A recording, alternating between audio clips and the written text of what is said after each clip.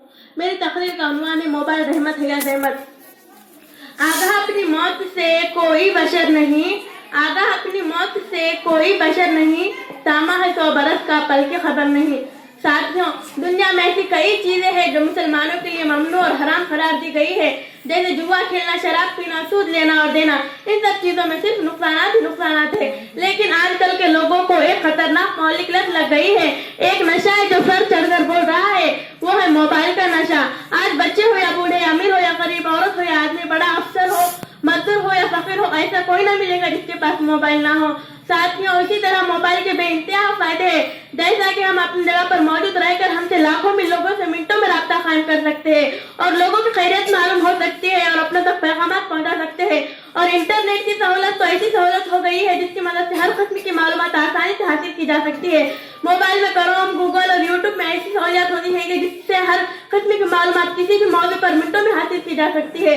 ماضی میں اگر ہم میں سے کسی کو کوئی معلومات حاصل کرنی ہو تو وہ گھنٹوں کتب خانوں میں بیٹھ کر کئی کتابوں کا مطالعہ کر کے مطلوبہ معلومات کا ذخیرہ کرتا تھا، لیکن آج موبائل میں انٹرنیٹ کی سہولیات ہونے سے کوئی بھی قسم کی معلومات آسانی سے حاصل کی جا سکتی ہے، جیسے بچوں کی تفریح ہو، درس و تدریس کے عمل میں سہولیات ہو، حساب کتاب ہو، کاروبار کے معاملات ہو، مختلف قسم کے بینک کے کاروبار ہو، غیر ہر شعبے میں آسانی فراہم کرنے والا آلہ یعنی موبائل۔ لیکن جس طرح ہر شے کے دو رخ ہوتے ہیں، ایک مثبت اور ایک منفی، اسی طرح موبائل کے کئی منفی پہلو ہیں۔ موبائل کی وجہ سے لوگوں میں مطالعے کا ذوق تقریباً ختم ہو چکا ہے۔ موبائل کی وجہ سے سماجی تعلقات کمزور ہو گئے ہیں۔ پہلے لوگ عوامی مقامات پر جیسے ریلوے اسٹیشن، بس اسٹینڈ، دواخانوں میں بات چیت کرتے تھے، لیکن آج یہ عالم ہے کہ ہر کوئی موبائل لیے گردن جھکائے موبائل میں گم ہے۔ موبائل کی وجہ سے بچوں میں حد سے زیادہ کارٹون دیکھنے کا شوق پیدا ہو گیا ہے اور سب سے زیادہ جو نقصان ہو رہا ہے وہ ہماری نوجوان نسل کو ہو رہا ہے۔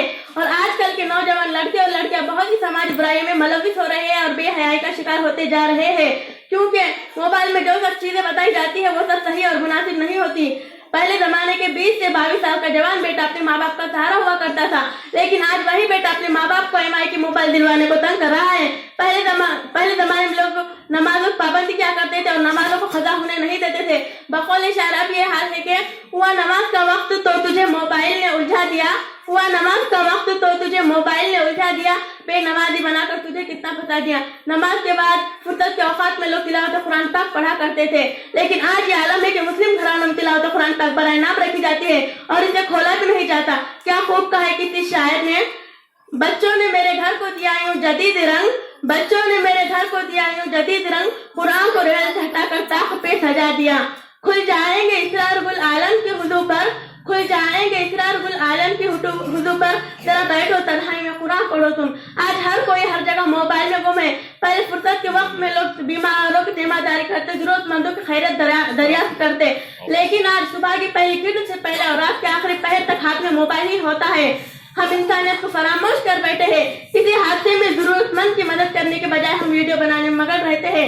درد دل کے واسطے پیدا کیا انسان کو، درد دل کے واسطے پیدا کیا انسان کو، ورنہ اطاعت کے واسطے کچھ کم نہ تھے، کر دو بیاں۔